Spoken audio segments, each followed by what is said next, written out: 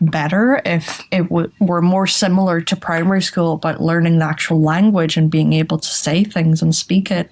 It was very much focused on being able to pass the exam and, learning the theory and the characters and the stories and all that.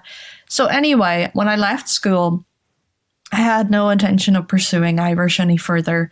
Anytime I told an adult, if they asked me, oh, what subjects do you like? When I said, I like Irish, Spanish, they would say, oh, you should be a teacher.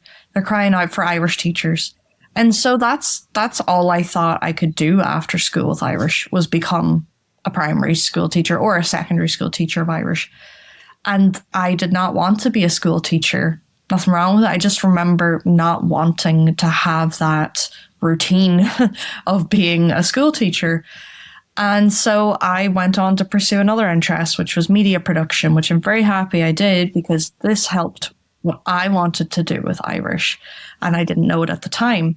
But after a few years, I missed Irish. I remember I don't know exactly how, but I remember just kind of thinking, oh, I don't learn Irish anymore. I don't have Irish in my life anymore.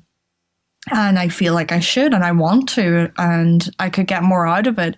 So I remember, trying to get involved in Circle Cora, like conversation circles, or even take Rangana again and improve my Irish. And I tried a few random things, but when I really got back into it was when I started to share it with other people.